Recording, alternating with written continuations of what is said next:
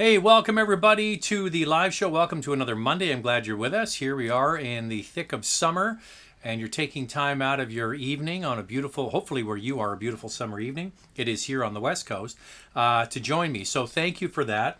Don't forget to sign up to Car Cost Canada, become an expert member. You're going to need any advantage you can with the way the car industry is just now. Shortages of vehicles, huge demand, the economy's roaring back, chip shortages, production slowdowns that now have to get, the rental car fleets that need to be repopulated. So you want to have any advantage you can when you're buying a car. Find out what the dealer paid for the model that you're interested in, and then you can negotiate from there. Sign up using the promo code MOTORMOUTH, the name of the channel, and you become an expert member. Okay, let's get into the the pictures, first of all. The first one is, this is from Raysat, I believe is how you say the name. There's a brand new Hyundai Tucson, and it looks like a rare rainy day here on the West Coast. We haven't had many of those. So congratulations on the new whip. Next up, this is from New Mexico. The email came from someone called CXV. I don't know what that stands for. That's the Acura ILX. Great shot in a beautiful countryside in New Mexico. I've been there, up into the mountains of New Mexico at a ski resort. You wouldn't think in New Mexico there'd be ski resorts, but we went. It was in the summer with Mercedes-Benz. We had a chance to go up there. That is a beautiful picture, isn't it? That's from John with his 2019 911 GTS in Guards Red, looking absolutely fantastic. Next up, this is Carter. Carter has been sending me some emails back and forth. He was interested in getting maybe a 1 Series BMW or a Mustang, and he settled on this car. He got a great deal on it. It's a 2012 V6 manual transmission. That's a nice car. A lot of fun and some good value there too. And this one is from Robert, who's been on a shopping spree. He took this picture on July 4th, and you can see all the flags there. And he's got a new Santa Fe Limited and a Honda Ridgeline Sport. So a couple of new pictures there. So if you want to get a picture to me, send it to zack@motormouth.ca. It's ZACK@motormouth.ca or ZACK@motormouth.ca if you're in the United States. ZACK@motormouth.ca. Kind of rhymes, doesn't it? All right, what else do we have to get to? Yeah, let's get into the questions and answers. Oh, by the way, if you just have to get your question answered, you can always do a super chat at the bottom where the dollar sign is. You just pay a small amount. It comes to my attention. I read them. You've paid. So if you really have to get it, a question answered, you can do it there. Oh, here's Carter, who just got the Mustang. Hey, Zach. Know that you can vouch for buying used with good resale value. What would operating costs look like on a used 911 versus a BRZ in similar condition and mileage, as both have good resale value? Well, you're talking about the percentages, right? And how much they're going to drop or what have you. The issue you have is you're competing with the 911 where the prices and the values have actually gone up about 20% in the last year. And depending on select models, like I just showed you that beautiful Guards Red GTS, well, that a GTS S stands for special. It's a special edition trim. And we're seeing the prices of 911s not only holding their value, but going up in value over the last few years. Also, it's market dependent. Here in Canada, there's very limited supply of used Porsches, so they demand huge dollars. In the United States, there's more available vehicles. But the other thing is with Porsche, there's more eyeballs on the brand. More than ever, people maybe like yourself are thinking of Porsche ownership for the very first time. So there's more people with their eyes on the brand. There's not a lot of used, and the demand is there. And in the Canadian market, for example, it's a very limited inventory. So prices, I've been following this for several years, have not come down. And in many cases, the prices have gone up. So the equation really, in my opinion, is quite simple. If you can afford to get into the 911 game, you're going to be well served. A Subaru with the BRZ, yeah, it's a nice car. It's never going to appreciate or hold its value like a Porsche. It just won't. There's not enough people that want them. Oh, here's another question. What are your thoughts on the upcoming GR86 and the BRZ? I see some Boxster design influence. I do. I see it. I can't wait to drive it. It's got the larger engine in it now. They didn't go crazy with the horsepower. It really needed more torque. The horsepower was okay on the last one, but it was a really peaky engine. You had to rev the snot out of the engine to get some kind of performance out of it. It was a bit buzzy as well. So hopefully they've improved it. We'll have to wait and see. Here's Carter again saying, will there be a video drop on your Cayenne GTS? Will be the first to watch, and sure a lot of us are interested. First time seeing a stick shift in a Cayenne. So let me get back to this again. Let me see if I can find it with my first kick at the can here. Is this it? There it is. There is the new addition to the family. That is an 08 Cayenne GTS. And what makes it unique is it's a manual transmission. One of just 29 sold in Canada, and there was 134, I believe, were sold in the United States. So it's really quite a rare machine. If you think of the thousands and thousands of Cayennes that were sold, that's the first generation Cayenne, the facelifted model that came out in 08. And then you add in the fact that it's a manual transmission, really is quite rare. So I just want to see if I'm missing anything here. So yeah, when I get time, it's not that I'm ignoring you and I haven't been wanting to do it. It's just, we've been very, very busy doing a lot of videos. By the way, the Honda Civic dropped on Saturday, had a monster weekend. It's almost at 100,000 views since Saturday morning. So thanks to you for coming on board and watching that video right away. Tomorrow, we're doing a comparison video between the Genesis GV70 and the Audi Q5. On Wednesday, the video drop is going to be the Alfa Romeo Giulia, wonderful looking car with a really rich green. And not sure what the fun car is going to be on Friday. And then on Saturday, it's the Mach-E, the Mustang Mach-E, the electric car. So that's what's happening this week on the channel. So we're busy. We got lots going on. I know I'll get to it. I will get to the Cayenne GTS when I have a chance. Stephen Wong, hey Zach, a friend of mine is planning on a new car. He is a Lyft driver. Do you think it would be better for him to get a PHEV or a hybrid? I would say a hybrid, because a much lower price point to get a hybrid over a regular gas car, and you start saving money right away. And the one thing, if you're a taxi driver, an Uber driver, or a Lyft driver, you're doing a lot more miles or kilometers than the average person. And a PHEV right now, the most you're going to get, I'm trying to think, like the Honda, what was the Honda one called? The ugly one. Why is it slipping my mind? Has very good range, but you're going to eat through that.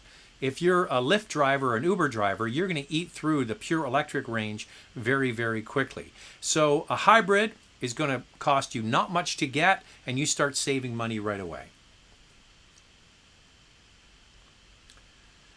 Hey Zach, I know used car prices have gone up because of the chip shortage. Do you think now is a good time to sell or wait? Will used car prices increase in the coming months? Nobody has a crystal ball. Nobody knows what's going to happen. All I can tell you is there's a lot of pent-up demand in the economy for all kinds of consumables.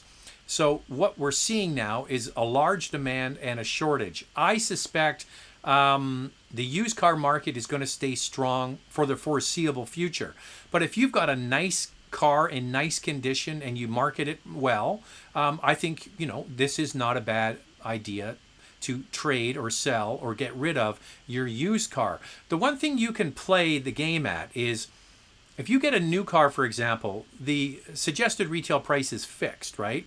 In Canada, it's against the law. You cannot sell for over the suggested retail price. So we'll just pick a car like the Honda Civic. Okay, so a base model Honda Civic's right around $25,000. Say you've got a 2 or 3 year old Honda Civic EX, and right now, if it's got fairly good miles on it, what have you, you're going to get like $19,000, $20,000. So you're getting top value for your used car, but the price of this new car, they're not allowed to escalate it. At least here in Canada. In the US, they do that. So you hear in the US, the dealers are charging over MSRP for a new car. Not allowed to do that here. And that's why the used car market is so strong, because dealers actually can sell, in some instances, their used cars for more than the new one, if it's a unique or fun or different trim that you just can't get. So no one has a crystal ball, but the best play I think right now is to sell a used car high and negotiate a good deal on a new car, which is why Car Cost Canada is going to be your friend. You got to remember that new car dealers always have to be turning over inventory, always. So even though there's a tight market, they still have to move iron. And because of that, sometimes they're motivated.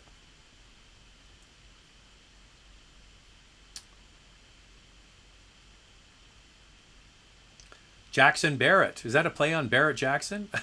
Jackson Barrett. Hey, Zach, I'm looking at a Tesla Model 3 as it is in the 50,000 range. What other EVs should I be looking at considering that get $8,000 incentives? So what you need to do is you have, I think you're talking about the $8,000 incentives, depending on where you are. So if it's in Canada, the starting price of the vehicle has to be under $45,000. So they have to sell a base model car that starts under $45,000. Now, the vast majority of them they sell will be over $45,000, but they still have to offer it. It's a bit of a loophole.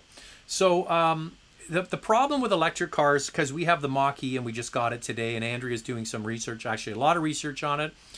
Electric vehicles, unfortunately, end up being a bit of a spreadsheet comparison. You know, how much range do you get? How quick is the fasting? Importing into the battery? You know, what is the calculation for rebates and all this kind of thing? So a lot of times, electric vehicles, the passion goes out the window, and then it turns into a calculation. So unfortunately, I can't really give you much information other than those are the sorts of things you got to look at. Hey, Zach, over 170,000 subscribers. It wasn't that long ago you passed 150. It looks like your newish format is a winner. Congratulations, you two, and looking forward to 200,000. Well, thank you, Mr. Haggis. I appreciate that. Yeah, it seems that having Andrea on the channel, people like. Don't have to look at me all the time. That's a benefit. Andrea and I have come up with a lot of different features and things we try to cover in the videos, and it seems to be resonating at least with a certain segment of the audience that want good information, and it's not just about sending it, you know, that's being done by other people. So that's not our shtick. And the other thing I notice is that the people that watch our channel are really in the market to buy a car, and we get lots and lots of feedback from people who have purchased cars based on our reviews. So that is very, very good. And thanks for noticing that the channel is doing well. And, you know, having a big weekend like the one we had with the Civic definitely helps. Okay, we have a super chat here. What's on tap? I'm having a Bitburger. No beer tonight. My beer jockey, Jack, my bartender, is working at Safeway today. So I'm just going to stick with the water, but thanks. And you enjoy and appreciate the super chat.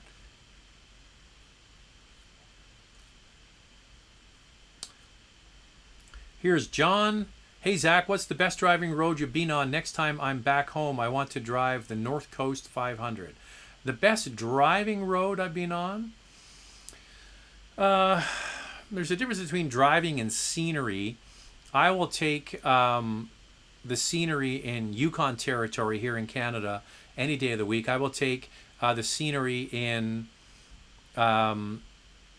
Newfoundland. It's spectacular there. You know, I've been on the Tail of the Dragon. Tail of the Dragon was really anticlimactic. It's just like this, really tight corners. I think it's probably better on motorcycles, and it's heavily policed.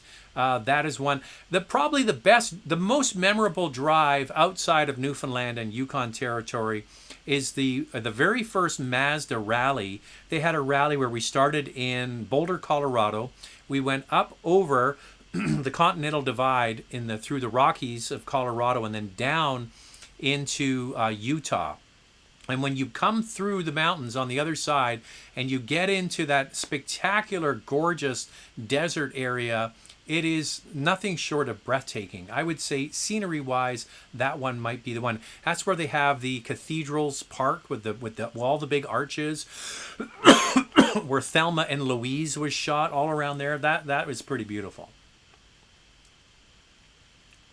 But John's from Scotland originally, and some of those single track roads in the Highlands of Scotland, and you're driving a tiny little rental car, and it's just a single track. There's no two ways. They have, when you drive in Scotland in the Highlands and you go these little single track roads, they have these little pullouts every few hundred meters. So if a car's coming the other way, you pull out, you let them pass, and then you continue on your way. But what you don't know is if you go around a corner and you're going too quickly, there actually could be a huge flock of sheep standing in the middle of the road. It happens. Hey Zach, I was thinking about a used Mercedes E-Class. Is there much difference between the sedan and the coupes in terms of driving dynamics and comfort? Which would be a better touring car? Yeah, I would suggest that there is a difference. They are based on the same platform, but you're looking at a smaller form factor. I'm not sure if the wheelbase is the same. I would bet it's not. So those are things you would want to look at to see if the wheelbase is the same.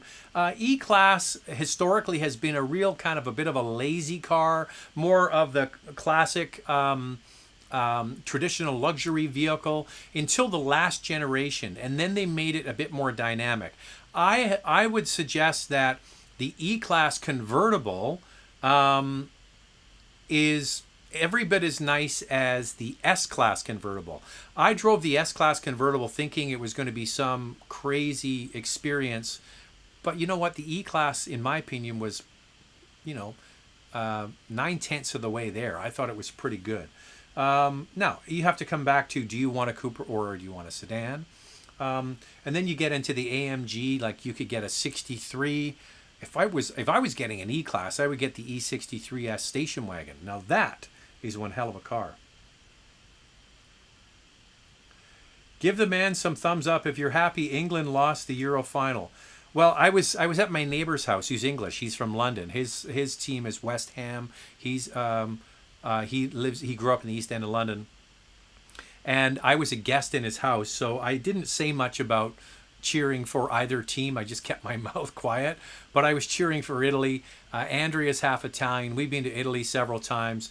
The boys like Italy. Charlie, my youngest, is into the Italian team, so we sat there quietly cheering inside for Italy.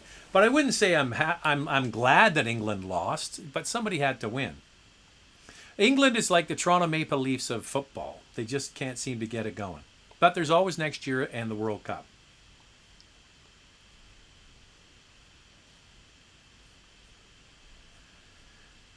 Hey Zach, would you buy a fully loaded GV70 or the X3 M40i with standard features withheld due to chip shortages? I would go based just purely on the inline six-cylinder for the BMW. And we mentioned that in our review of the GV70. Not sure if you watched that full, longer review we did recently on the GV70. We brought up that specific car, the X3 M40, and Andrea compared it and said, listen, you get the X3 with the M40 engine, and then you add on the whatever the premium package or whatever it's called, was less than a fully loaded GV70. And that's some stiff competition, man. You're going to have a hard time competing with that car, that brand, and the lease rates and all of that. That's going to be a tough one to beat. Another super chat. Jeff is here. Love the content. Keep it up. Appreciate that. Thank you very much. It's very generous of you as well. That's very nice of you. We have 211 on board right now. If you want to hit the thumbs up, that would be very helpful. I know some people watching on mobile, it's not easy to do or can't do, but anybody can hit the thumbs up. That would be appreciated. And also, if you just have to have your question answered, you can always do one of those super chats. Chris is saying, is it just me or we lost pictures? No, Chris, you showed up late. The pictures happened already. We did them just a little while ago. Got to get back to where I was. John James, hey Zach, what are automakers' views on journalists leaking info, such as dealer that leaked the 2022 Tundra, causing Toyota to release the photos? Oh, that's a dealer. That's a big difference between a journalist and a dealer. It does happen from time to time. The one thing so often, like I will get pictures, images, video, everything in advance of a vehicle being released. and I agree to what's called an embargo. And they say, write back in the email saying, yes, so I agree to adhere to the embargo. We'll pick a date like it's next Tuesday at noon, for example. So I have all the pictures and images in my computer. I don't share any of it until next Tuesday at noon. Now, some outlets skirt that, and then there's other people that are not in our business at all. Like the person that maybe leaked the picture of the Tundra that worked at a dealer could have just been some guy who's a lot jockey. We don't really know. Or somebody that works there didn't really even think anything about it, didn't know enough. So it does happen from time to time that the embargo gets blown open. Not that much. My biggest issue is a lot of times, or often, the car companies will say, you can't put out a video with driving impressions. Like the fast lane car or the fast lane truck does this all the time. Roman will put out like a full-length video on the vehicle, and he'll talk about everything but his driving impressions, which really isn't in the spirit of the embargo. I wish car manufacturers would really clean that up and make it clear, but it does happen. How did you start becoming an automotive journalist? Well, this is a bit of a story. I've told it before, but if you guys want to hear it again, I can do the quick Coles notes for you. I moved to Vancouver in 1991 and worked at a radio. I moved here to put a brand new radio station on the air here in Vancouver called Z95 or Z95 if you're American. And in those days on radio, believe it or not, the Canadian regulations, you had to have what was called spoken word content. So believe this or not, especially for Americans, you'd be like, this is crazy. In Canada, they used to have a commitment that you had to have a certain amount of talk content on your radio station. Can you believe that? So we had to have a 30-minute talk show every day on the radio station. So I went to the news director and I said, hey, you need content for this talk show. I'll do a 5-minute audio car review. That's how I started. I started reviewing cars on the radio. Can you imagine how hard that is? Anyway, that was called Boys Under the Hood. That was the time when the song or the movie Boys in the Hood was out. And then fast forward 2 years or a year or so, and then I went to a community access TV channel like Wayne's World. I went to community access TV and I said, hey, can I have a half-hour car show? And the guy says, believe it or not, he says, yeah, you start next week. So I did a half-hour car show every month with my buddy Pete Klein, who now works at CTV here in Vancouver. And then in the early 2000s, there was a local company in British Columbia here wanted to start a new TV show. And because I was doing TV and I was doing reviews, they came to me to host it. And I ended up hosting that show for 17 years. And after 2006, I switched from doing daily, a radio and TV, which is what my main job was before, to moving over full-time to doing automotive. So I've been doing full-time automotive since 2006, but I've been doing it since 1991 or 1992. Yeah, it's an interesting kind of job. Is a Wrangler a good everyday vehicle? A lot of people say the handling isn't as good as everyday vehicles, but you can get the feeling in just a test drive. Thoughts? Well, listen, you're going to be driving what is called a body-on-frame truck. So you have a chassis, a real truck chassis with a body bolted on top of it. That is very different from what is a crossover vehicle, like a Toyota RAV4 or a CRV, which is a car platform, and then they build an SUV on top of it. You get that trucky feel. It feels more like a truck than it does like a car. Now, can you live with it every day? Yes. What I would suggest is if you're going to go to the dealer and drive one, please pay attention to the tires that are on the car. So do not, if you're just going to be commuting in this Wrangler, look at their off-road one called the Rubicon. Comes with big chunky tires and is not really comfortable and is going to kind of wander all over the road.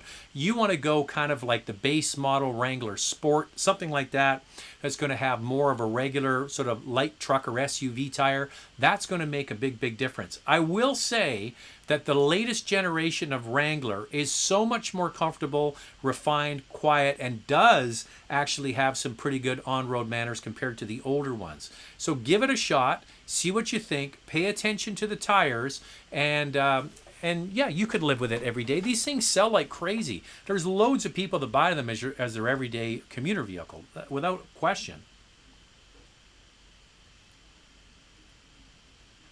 Tony Tan is saying smash the like button. If you guys could do that, that'd be great. Bruce is here. I've done 3 fill-ups in my Telluride, Calgary, 3,000 foot elevation, averaging 29.8 miles per gallon. Incredible. Well, that is the feedback I get on the 3.8 liter V6 that they use in Telluride and Palisade. A lot of people are not aware that that engine, that 3.8 liter, is what's called an Atkinson cycle engine. It doesn't run on the regular combustion cycle. It runs on an Atkinson cycle, and it's very complicated, and I really never get it right when I try to explain what the Atkinson cycle is. You can look it up online at your leisure. But the fact that they went to an Atkinson cycle, which is a more efficient cycle, and then they added a high compression engine. So it's a high compression engine, which is how they get over the typical driving characteristics of the Atkinson cycle, which isn't that good. So yeah, kudos to Hyundai and Kia for coming up with a powerful engine and very fuel efficient. So congrats on your new ride. Evan brings up a good point. The first Seattle Kraken game is against the Canucks in September. I hope you read my lengthy email. I need your advice. All the best. Evan, I will look for, did you send the email recently? If you sent it a while ago, resend it, because let me just check my email here. No, I don't see an email from you, so I apologize. If you sent an email, resend it, because I don't see it there. Have you ever seen a car years before it's released to the public? I've been lucky enough to go and see vehicles that are concepts before they're shown to the public. One, for example, we got to go in when we were in Japan with Mitsubishi, was to their headquarters and their design studio, and the head of design for Mitsubishi was there, and the Outlander that you see now, we got to see the concept vehicle of that about 3 or 4 years ago. So not so much production vehicles, because they don't want journalists seeing production vehicles, but concepts, yes, we've seen them in advance. Hey Zach, love your videos. MDX Type S or GV80 3.5T? Well, you, my friend, are exactly what I said in the GV80 video. I had a long dinner with the former, he's now the former, head of Genesis in Canada, and I said, I think your pricing on the GV80 is a little bit wackadoodle at $85,000 for a 3-row fully loaded GV80. I said, I think your comparison is the MDX. They said, no, our competitors are the X3 from BMW and the GLE from Mercedes. I'm like, no, I think Genesis competitors are the MDX, and you just brought it up. I think it's going to be the new Infiniti QX60. That, at the lower end of the premium space, I think are the main competitors.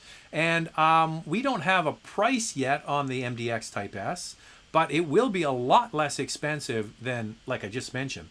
That 3.5 liter GV80 starts at $80,000. There's not a hope in hell it's going to be $80,000. So there you go. That's my thoughts on that. Or have they announced the price on it? No, they announced the price. Have they? No, I don't think they have. Anyway, in my opinion, I think it's going to be MDX. It's going to be the winner in that one.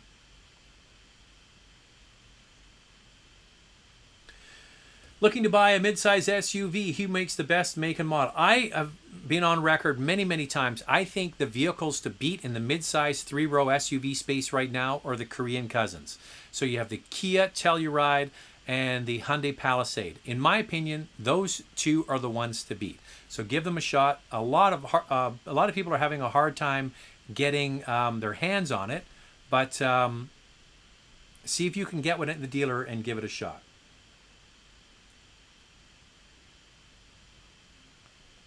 What are your thoughts on the MDX Turbo coming out? I think it's going to be great. I think it's exactly what Acura needs.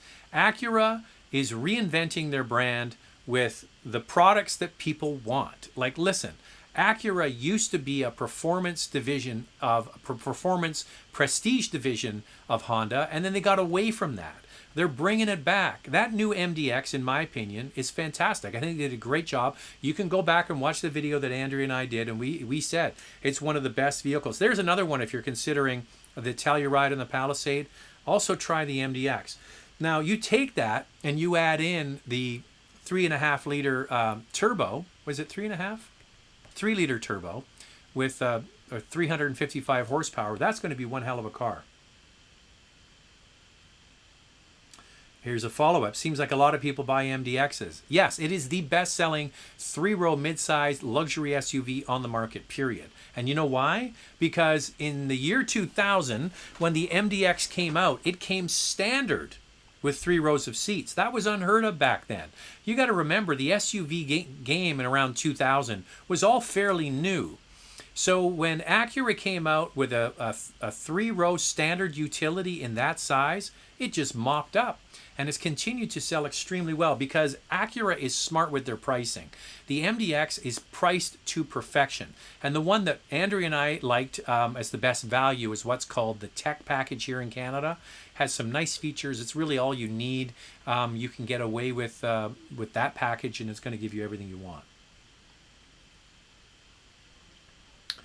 Got a BMW X3 28i 17 model, 75,000 kilometers for 35,000. What do you think will depreciate in 2 years from now? I finance and I want to own a car. My yearly drive is about 12 to 15,000 kilometers. Well, this one, my friend, you can look up for yourself. You want to go to CanadianBlackBook.com, CanadianBlackBook.com, and when you're on the site, you will find like I'm not sure what they call it, but you'll see on there future forecast value. So you basically type in your car and it'll give you a projected value of what it's going to be over the next couple of years. So I can't tell you. The experts, they're the experts in the values of cars.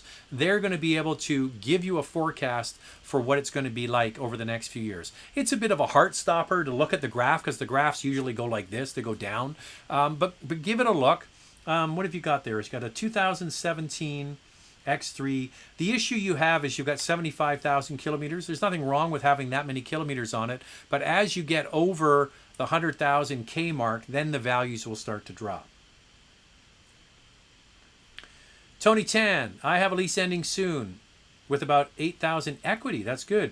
Market value versus resale value. Any way to buy out and sell the car to a friend without paying the tax twice. Okay, so what you can do is if you have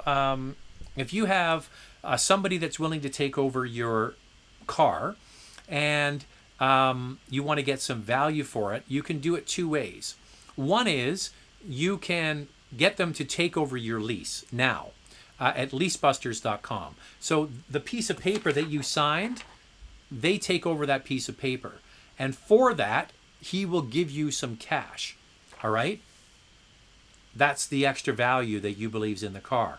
And then when the lease comes to maturity, he pays it out and walks away and he's got the car. So that's one way you can do it.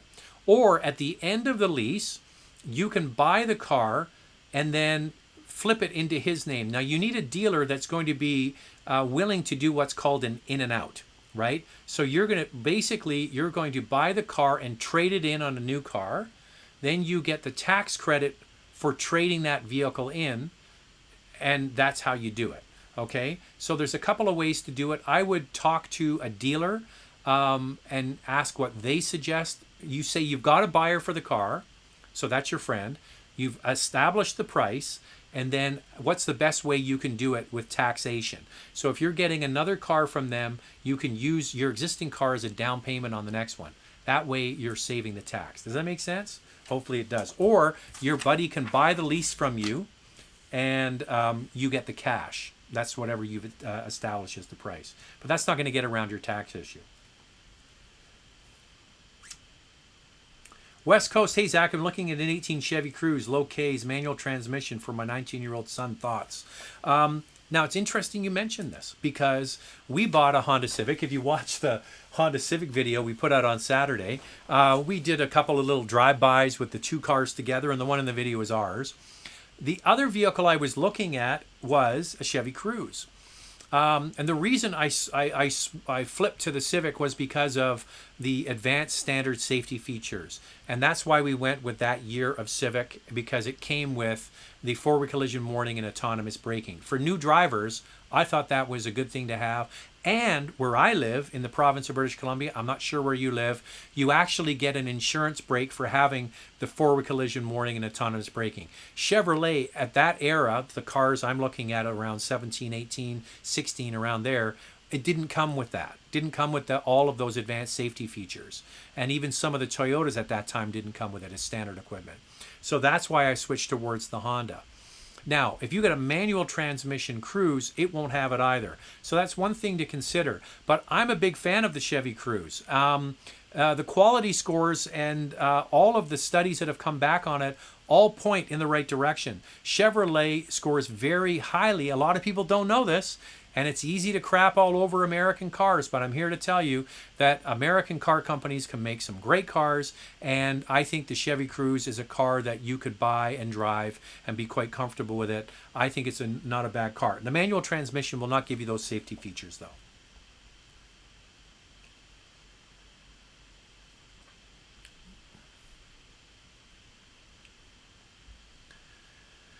Okay, I'm going to go down to my pal Jerome Levesque Boucher in Quebec. Hey, Zach, do you think electric cars' resale value will keep on dropping as quick as they do right now, with the exception of Tesla? For how long?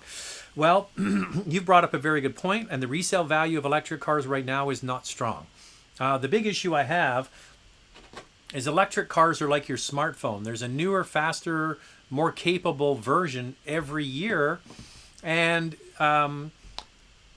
so you've got an older technology car. Well, use the e-Golf, and I think you had an e-Golf, or was it you or somebody else in Quebec had an e-Golf, and they traded it in. Now, Jerome, please type back, because I think it was you who had the e-Golf, and then the value just disappeared.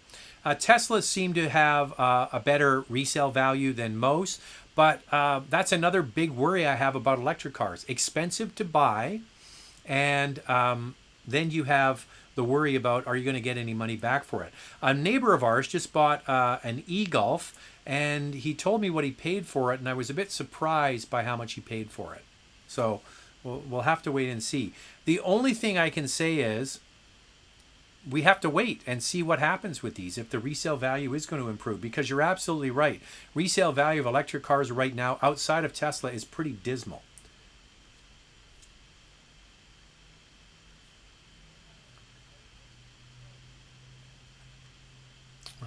To go back. Where was I?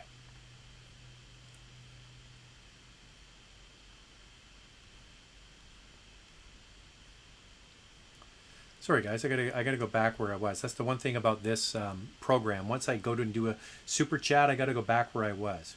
Somebody suggested I open 2 windows, but it doesn't work with this. I tried it.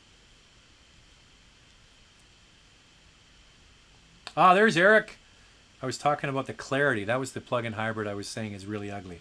Eric sent a picture, and I'm pretty sure I uploaded it, but it didn't show up. He sent a picture of his GTI that he drove city and highway in Montreal area, and he did around 10,000 kilometers on it, and was averaging 8.7 liters per 100 kilometers. In a GTI manual transmission is pretty remarkable. He sent a picture of his trip computer. I'm based in Germany, currently inclined towards BMW X3, Benz GLC, Range Rover Evoque. I'm a bit biased towards the X3, but according to you, which one would be better? Okay, the GLC is in its last hurrah. The issue you have with buying a GLC today, and I think even though it's the oldest of its competitive set, still holds up. A friend of mine who's a news anchor in Calgary, she wanted to get a new car and was texting me back and forth, and she ended up with the GLC and absolutely loves it. And it's interesting because we had a GLC last summer, and even though the car is at the end of its run, it's still very good. Like Mercedes-Benz did an excellent job with that, with the current GLC. However, it is at the end of its run. So we have now seen the new C-Class, and we're going to see the new GLC probably in September. The Frankfurt Motor Show, was it the Frankfurt Show or the Paris Show, would have been scheduled for this September. So I'm not sure what they're doing around the auto show, but there will be some announcements, and I guarantee you that's when the GLC will be shown for Mercedes-Benz. So just based on, do you want the newest and the latest, or do you even care? The GLC is perfectly fine. The X3 is much newer. It only came out 2 years ago and is still quite fresh. So that's something to consider if you care about that. But either of these are very, very good.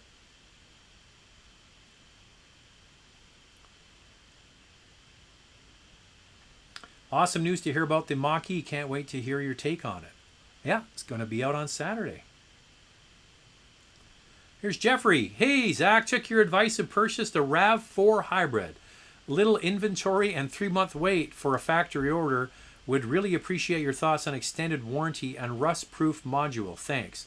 Now, Jeffrey, I'm not sure where you live, but I would, if you live in Canada, you would be best served if you want to do some rust proofing is to either go to Crown Rust Proofing or Rust Check. Similar product.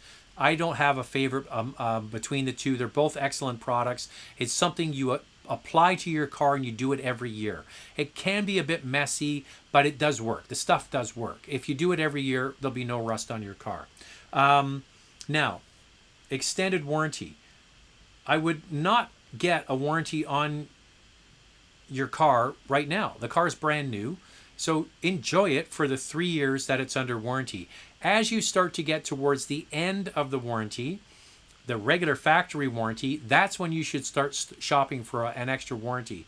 If you've got a RAV4 hybrid, I don't know, man, that's a very reliable car. I mean, you might want to even, like, okay, say a warranty, an extra warranty was $3,000.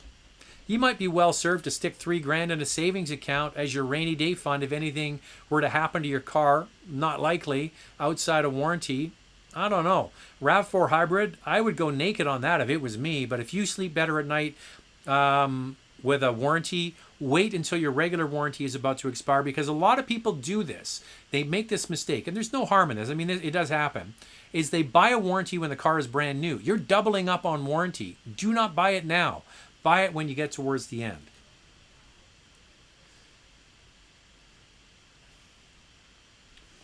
Any suggestion, tips selling brand new RAV4 Prime cross-border to US? Well, you're not going to be able to sell a brand new car. You're going to have to sell it as a used car, and you can do that. However, not a new car, because there are basically collusion between Toyota US and Toyota Canada. They don't allow brand new cars to roll across the border, but you can sell a used car. And if you want to get a car across the border, it's best to call a brokerage company at the border, say in Niagara Falls or near Kingston, Ontario, or here in British Columbia, somewhere that ships cars across the border, and they can do that for you. My MDX is celebrity owned. Is it worth more? Do tell. We must know. Who is the celebrity? Hi, Zach. What do I need to check when I purchase BMW pre-certified vehicle from a BMW dealer? Okay, it's always a good idea, even when you're getting a vehicle that has a certified pre-owned warranty, to get it inspected. So you have Steve's BMW, and over here you got Sally's BMW. If Steve's BMW is selling the car, tell them you want to send it over to Sally's BMW for what's called a pre-purchase inspection. It's going to cost you a couple $100. They're going to check the car out, and you're going to get a report because you're going to pay for it, not the dealer. So that's one thing you can do. You can get a Carfax report to make sure it's not been in any major accidents. Depending on where you live, you can even pull, like here in the province of BC, you can get insurance reports. Carfax will do that anyway to find out if the car's been in a major accident. Those are the sorts of things you want to look for. Or you can just trust the dealer. It's a certified pre-owned car and buy it on their good word. I would still get it inspected. That's what I would do. Any news on the Toyota 6 and when it'll be released? It's been shown. There was actually an event in Toronto last week for local journalists to go and look at the car. It was a static display. But yeah, it's imminent. The car's going to be, the cars are already here for display at Toyota, which is going to be coming anytime soon. Have you heard from viewers who have rented car share their cars on apps like Turo? What's their experience been? I don't know of Turo here in Canada. Maybe in other areas, but we don't have it here in BC. I don't have any feedback on that. What I would do is I would do a quick. Let me see something for a sec. I would do a quick Google search and do Turo user reviews from people who own the cars. They're going to get much more information on that. Hey, Zach, are the Hyundai Tucson hybrids still atop your list looking for a new car? I would say that, okay, so I mentioned even in the video that we did, I do a sort of a calculation. I'm doing a running sort of tally of cars that are going to be on our top 10 list of the year.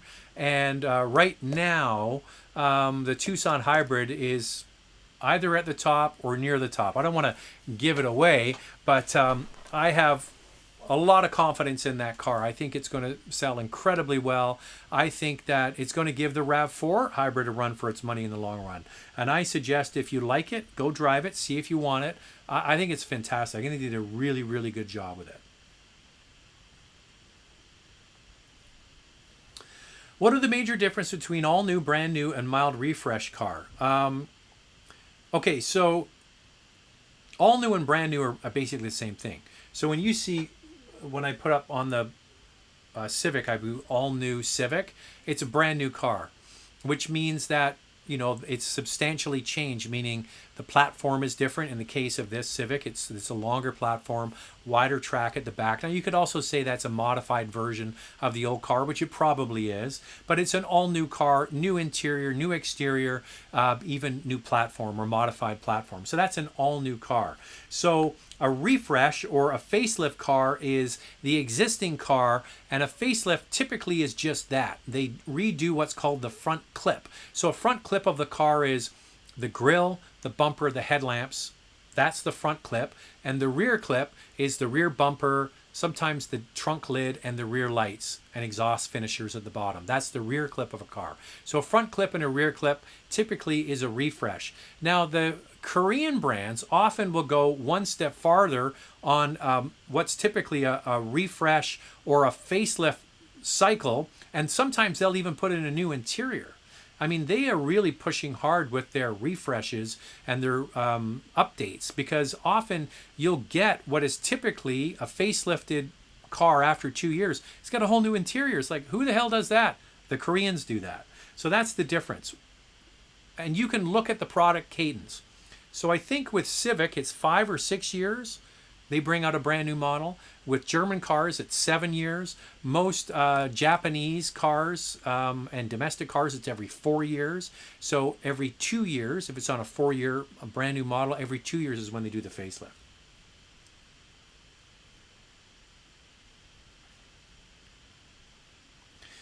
Do you think we'll get warning before electric car rebates come to an end, waiting for technology to improve itself and also benefiting from the rebate? Figuring out what the optimal sweet spot. Well, Eric, what I would suggest is there's no crystal ball when it comes to rebates being changed other than politics. Rebates are all about politics. Okay, so if you think there's going to be a change in your government from more of a progressive, left-leaning kind of party to a right-leaning conservative outlet, then that's where you're going to see change. Okay, so we saw that. It went from the Democrats in the United States to Donald Trump. Away went the rebates for certain brands, and they wanted to start phasing them out. Joe Biden gets back in. He's a Democrat. Oh, no, we're not done with rebates. And actually, they're going to ratchet it up. They're going to make it even better. Same thing in the province of Ontario. You had the Liberal Party in power. They had very, very substantial $14,000 on an electric car. The Conservatives came in. They're all gone. All right. Now we're heading towards an election here in Canada. You have the Liberal Party in Canada with a $5,000 rebate on it. I guarantee you they're going to come and try to spend more of your tax dollars to lure you into buying an electric car, which I'm totally opposed to. I think these things should sell on their own. I think using my tax dollars for you to buy personal transportation is foolish. I think the money should be going to mass transit, high-speed rail, better subway systems, more buses, That's for everybody, not just for, that's, I mean, everybody benefits from that. I live in the city of Vancouver. I live right near a main transit line that was built for the Olympics. We had the Winter Games here in 2010. They put a subway up the main road, the closest main road to where I live. I use that all the time, especially when I traveled. I would take the subway to the airport with my roll-on bag, and away I went. I benefited from that, and I saw all the other people on the subway each and every morning. So I'm not a big fan of this. So the answer to your question is, look at the politics where you live. If you think there's going to be a change in government from a progressive left-leaning party to a conservative right-leaning party, that's where you're going to start to see a change. And that's when you're going to see there's going to be an up in the, I almost guarantee you, there's in Canada, there's an election looming. The Liberal Party of Canada is going to sweeten the pot on the rebates. And you see that in the United States. They're trying to get the big stimulus bill done in the U.S., and they want to add on for their, a modified version of the Green New Deal. They want to up the rebates for electric cars. You're basically bribing people to buy a car. I feel better now. What will sell more units in the next 3 years? An F-150 hybrid or an F-150 Lightning electric? I suspect the Lightning, just because it's new. I mean, the F-150 hybrid is pretty damn good. I was very impressed with it. I thought it was fantastic. I really liked it a lot. But the Lightning it's sexier, it's more exciting, and people love that stuff. People fall for exciting and shiny and new, and I think that's what'll win. Wendy's here. Wendy, you know what I've noticed? Ever since we started promoting that we do the live show on our YouTube videos, we have way more women tuning in for the live show, and I appreciate that. Wendy, it was always a sea of dudes here, and it's nice to have some questions from female viewers asking questions. I think it's fantastic. So Wendy, let's get back to it. Love your channel. So informative. So I need a new car, an M340i or S5 Sportback, or wait for the M440 Coupe. I'm a mom of five under 11. I'm looking for a fun midlife crisis car. I'm a mom of 5. You have 5 kids under 11? Am I reading that right? I'm a mom of 5 under 11. Holy man, Wendy, you've been busy. And you need a sports car to get the hell away from them all. What would I choose?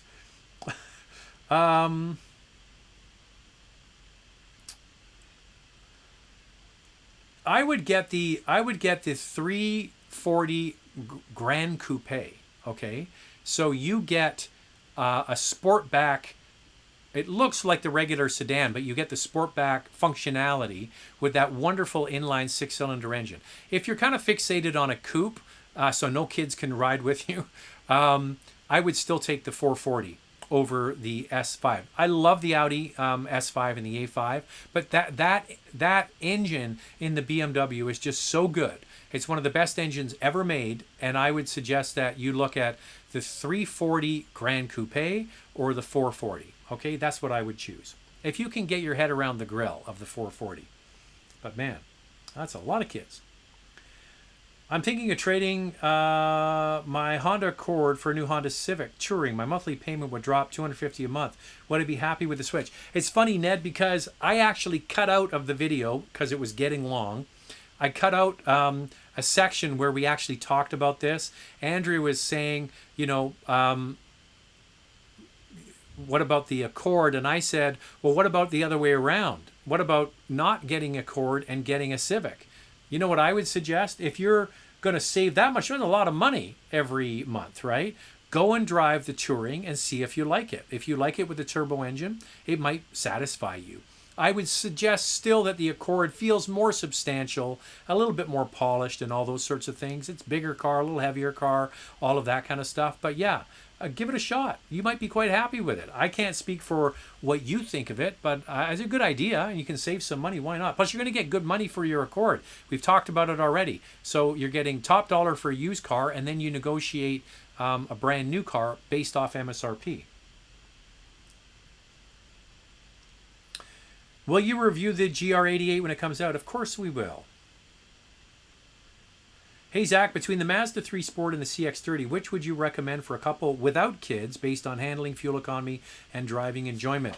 What's interesting is we actually had both of these cars, and we had both turbo, all-wheel drive, the Mazda 3, and then the CX-30. And Andrea and I both independently came to the same conclusion. We actually preferred the CX-30's suspension.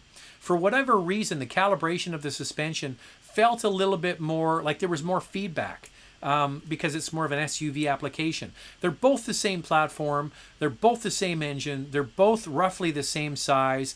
The CX is being lifted a little bit, and then they changed the suspension. So I suggest you drive them both. It was interesting. I actually preferred the utility over the sedan, mostly because it kind of felt like you got a little bit more road feel. It was weird because the Mazda 3 is almost polished to the point of being a bit dull.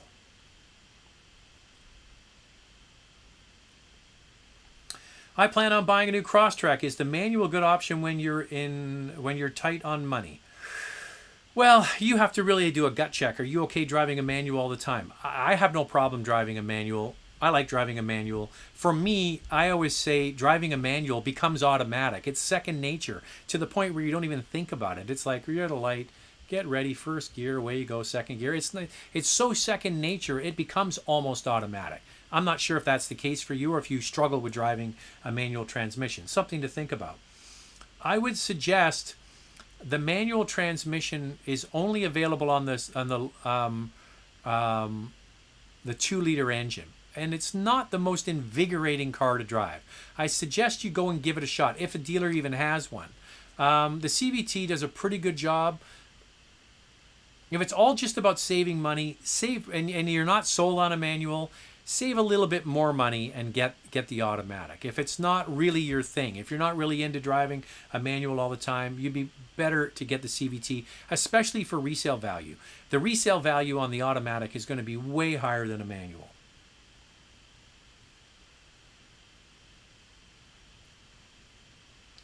There was mention in the Civic video about cheap feeling, and I think what the commenter means is the interior materials are thin and the headliner cardboard-like and the carpets feel like paper. Listen, Boston, it is a inexpensive compact sedan. I thought that the interior materials were fine. We have a Civic. I drove this Civic. I thought that it was better. I don't know. Here's a good question. What do you like more, a C300 4MATIC wagon or an A4 Quattro wagon? This is a very good question, and I would have to go back and drive them again, and I suggest you do the same thing. The C300, you're obviously in Canada because you don't get the C300 in the United States.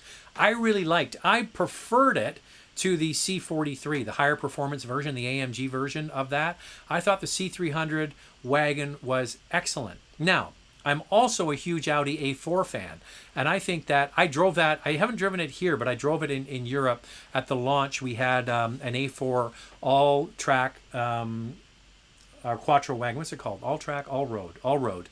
In Italy when I had a chance to drive it there. And I thought it was fantastic. I would have to really go back and try them again to see which one. My gut tells me Audi because I think it looks better, and that's just personal. And I think I like the interior of the Audi better. It's simple. So I don't know. They're both good. Listen, I think those are great choices. Really, really good choices. The C300 is fantastic. They did a very good job on it. Hey, listen, get one of each. Just bought a new RVR. I'm loving it. Good to hear. It's a fun little car. It was the original subcompact crossover. A lot of people don't realize Mitsubishi kind of invented that category. I've recently started to watch Sandy Munro's teardown videos. It seems like Tesla vehicles are very well engineered. Stuff that you can't see. There you go. Yeah, Sandy is the guy I believe in Michigan, who tears down cars for, and what he does is he sells that information to other car companies.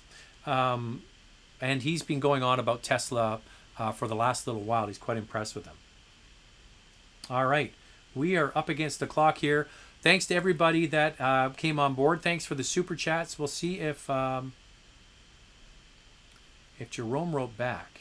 Did he write back? I don't see it. Oh, I think I missed a super chat. Sorry about that. Can't do that. Let's find out where it was. You have to do the super chats.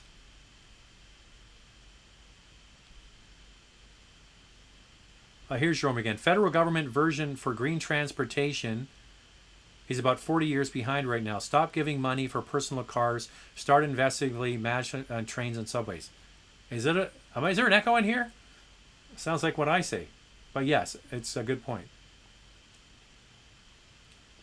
All right. Any plans on reviewing the Land Rover Velar and F-Pace? I'm planning on buying Velar or F-Pace. I'm concerned about the quality, build quality, and reliability.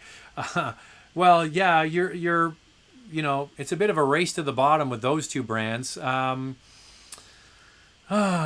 can I say? I would say that your money's probably well served somewhere else. I mean, Land Rover and Jaguar quality scores are kind of abysmal for the most part, especially Land Rover. And some of the stories I've been hearing about Land Rover recently and Range Rover are absolutely shockingly bad from people that we know who've had all kinds of problems with them. I would suggest there's probably better places to spend your money than on one of those two cars. So maybe go and take them for a test drive and get it out of your system, and then go pick something else. That's my advice. Okay, we's all done. Make sure I didn't miss any more. We're all done. Thank you very much for tuning in. Tomorrow, the GV70 and the Audi Q5 comparison goes out. On Wednesday, it's the Alfa Romeo Giulia, which we enjoyed a lot.